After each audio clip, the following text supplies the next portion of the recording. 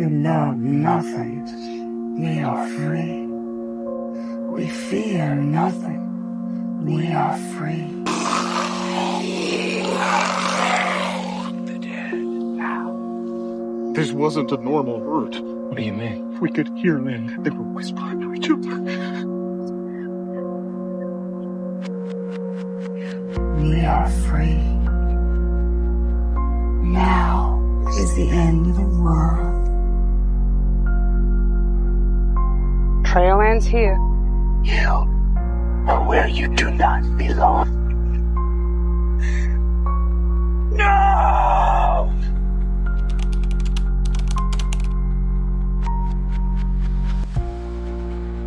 The Whisperers are a truly iconic villain group within The Walking Dead, but I think what set them apart from other villains within the show is the pure fear factor they held. They made their debut in season 9 and they re-injected the fear factor back into the show. And I mean, these guys were freaky as they imitated the dead and hunted their victims down using hordes of walkers to conceal their locations. But I think the initial fear of walkers had very quickly died down after around season 2 as they became more of an object in the background rather than a serious threat for our main group to handle. But that all changed with the introduction of this twisted group. Now, we all know the epic but terrifying introduction of the Whisperers as they brutally killed Jesus in the tense graveyard scene in season 9 and announced themselves to our main group. But what if this wasn't the first time they appeared in the show, with some fans even speculating that they appeared as early as season 3.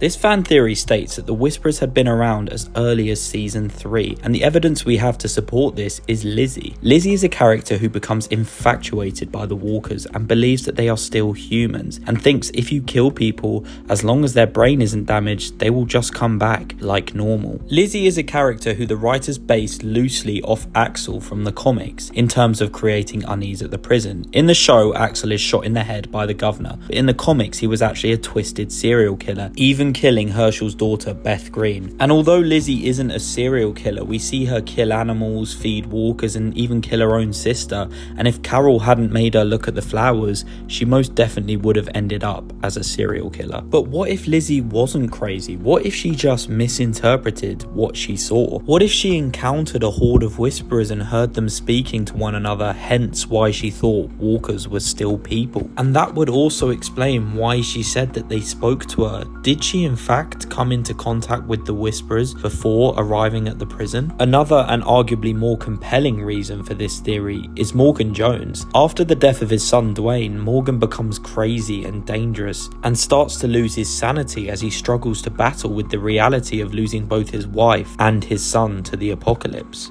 And not only did he lose his wife, but she also was the one that killed Dwayne in a twisted turn of fate. So, how does this all link to the Whisperers? Well, when Rick and Michonne re-encounter Morgan in season 3 whilst out looking for supplies, Morgan Jones says this. People wearing dead people's faces. Morgan, listen, I don't know you. You do know. Now, Morgan says in this clip, there were people wearing dead people's faces. Now, when the audience first saw this, we thought it was Morgan having one of his breakdowns. But what if it wasn't? What if he actually came into contact with the Whisperers whilst on his own and he had to escape the group? Now, you may be thinking, but the Whisperers were started by Alpha, who resided in Baltimore. How would she have ended up in Atlanta and coming into contact with Morgan? Well, season 3 is actually set just over a year into the apocalypse. And we know the Whisperers move with hordes of walkers, and we also know from Tales of the Walking Dead that walkers like to migrate. So what if the horde that the Whisperers were in migrated to Atlanta, which is only about a 2-week walk away from Baltimore? So it's entirely possible that they could have walked to Atlanta in the time frame. And in doing so, did they in fact come into contact with Morgan? And this is the reason he says this when he sees Rick and Michonne in season 3.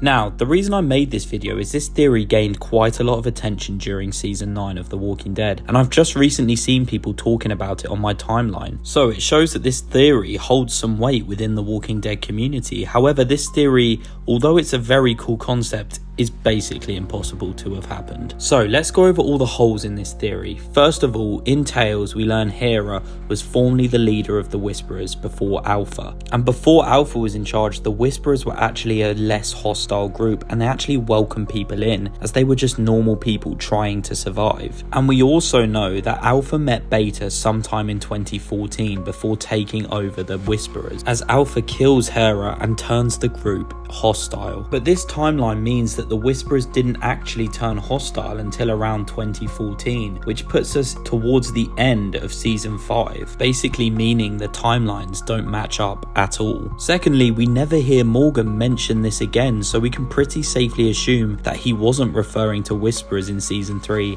and he instead was just having a breakdown. And finally, the nail in the coffin for this theory is Robert Kirkman came out and basically confirmed that this theory isn't canon, as the Whisperers hadn't even been thought of in the comics in season 3, so every reference to them in the show from previous seasons is pure coincidence.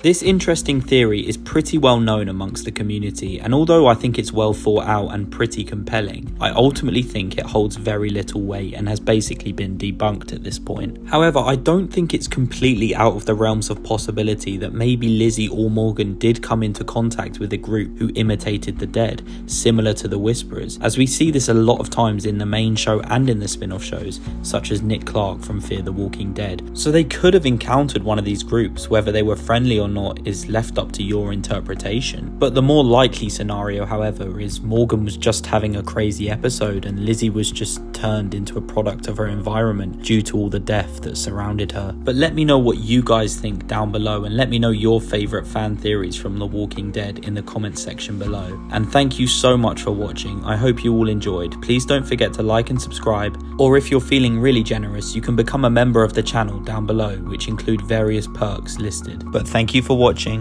and I'll see you next time.